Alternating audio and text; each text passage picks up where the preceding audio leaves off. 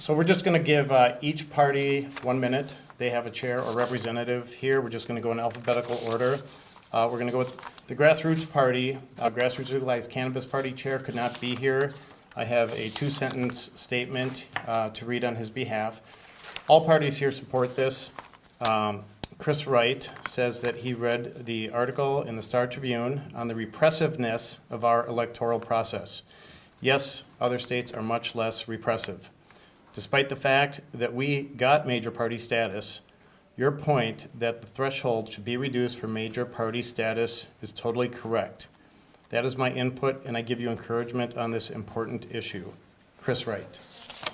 From here, we'll go to the Green Party co-chair, Samantha Pree-Stinson, followed by the Independence Party chair, Mark Cardenas, CD6 affiliate chair for the Independence Party on behalf of Phil Fuhr.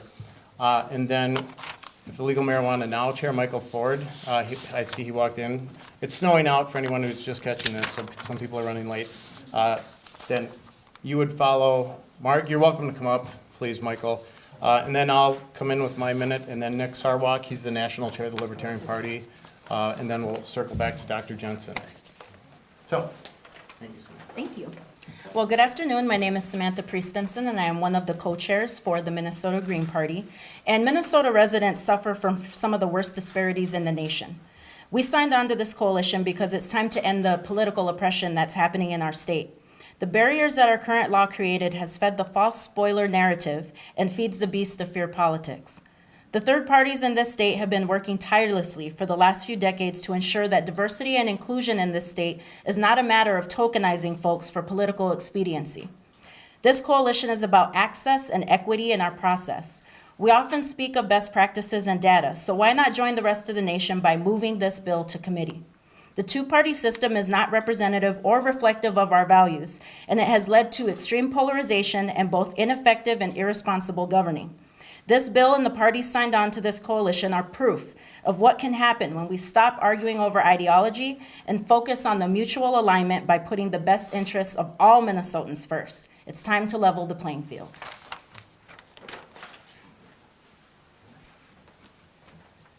Good afternoon. Mark Cardenas with the Independence Party of Minnesota. First, I want to thank Senator Jensen and Representative Elkins for their leadership in bringing this legislation forward. The Independence Party for 27 years has been providing Minnesotans with another choice at the ballot box. We're the party of Ventura, we're the party of Tim Penny. And in the last election, we had over 100,000 Minnesotans vote for us in a Secretary of State race. Yet today, we're not considered a major party in the current format. This legislation helps to level the playing field for parties like ours. And the message is simple. Provide Minnesotans more choice at the ballot box so that they can choose a candidate who best represents them. Again, I want to thank Senators Jensen and Representative Elkins and look forward to seeing this bill get through and to the governor's desk. Thank you so much. Where's yours, Michael? Hello, I'm Michael Ford, Chairman for Legal Marijuana Now political party. In 2014, we ran Dan Vack for Attorney General. He was able to get 60,000 votes, yet it wasn't enough for us to get major party status. We were only able to become a minor party in Minnesota. After 4 years of hard work, lobbying for our issue, running in different races, vigorous collection periods of collecting signatures, we were finally able to make major party status. It's my belief that the legislators should support our issues, and if they don't support our issues, we should elect people that do support our issues. And if you do get out and do the work to collect the signatures to get on the ballot, and you actually do get on the ballot, register the voters, and get the votes, you should be able and entitled to the same privileges as any other major political party as far as subsidies and ballot access. That's all I have. Thanks. I guess that brings it back to me. So I'm Chris Holbrook, the chair of the Libertarian Party. I would just like to point out that my party alone in this state over the last 5 years has received over 200,000 votes. That includes municipal votes, which currently have resulted in us having 8 libertarians serving on city councils right now. That's another 200,000 people. The other parties up here have done a lot more than us.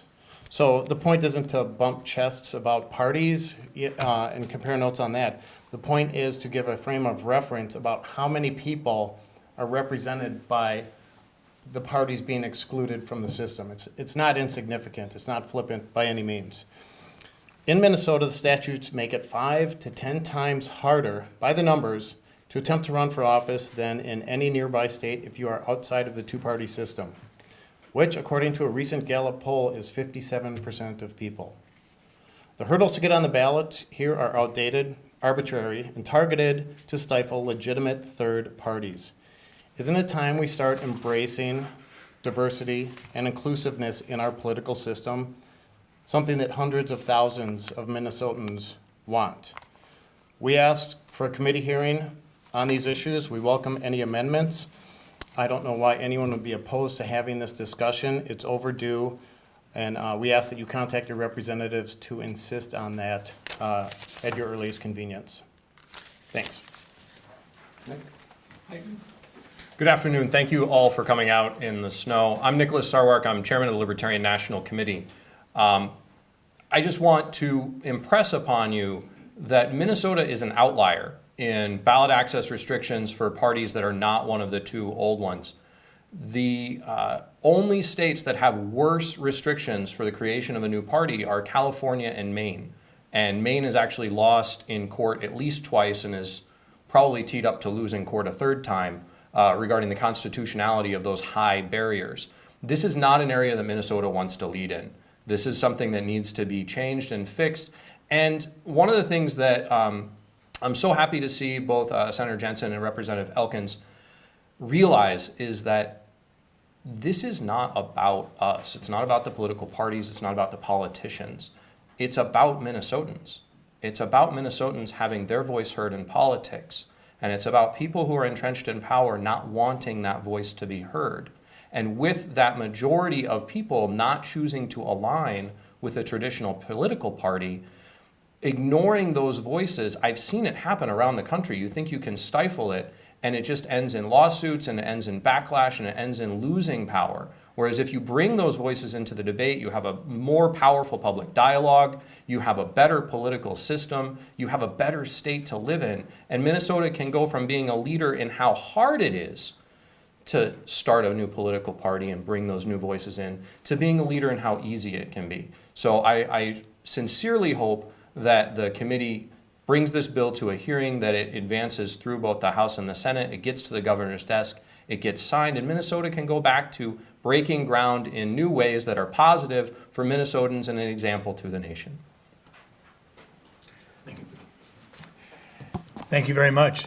Briefly, we're going to turn it over to question and answer. But before we do that, I'd like to ask a couple questions.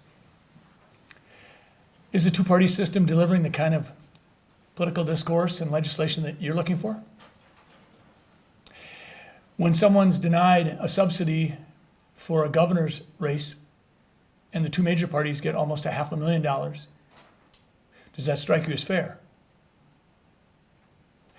If you have to go and get 130,000 signatures in order to get your candidate's name on the ballot, while in a neighboring state it's only 10,000, is that fair? And then on top of that, if you happen to be so unfortunate to have had the wrong size paper, the names don't count. And if you do sign a petition pushing someone forward so that they can be on the ballot, should you then have to sign a pledge that you'll deny yourself the opportunity to vote in a primary? This really isn't about us. This is about every citizen of Minnesota and every citizen of this country. And it's on you. We're just the spark. But if we're going to get a flame out of this, you have to step up. You have to call your legislator and you have to say, there is no reason for lack of courage on this issue. You can have the discussion. You can put up the guardrails you need if you think you need them. But by damn George, the discussion should take place. We stand for questions.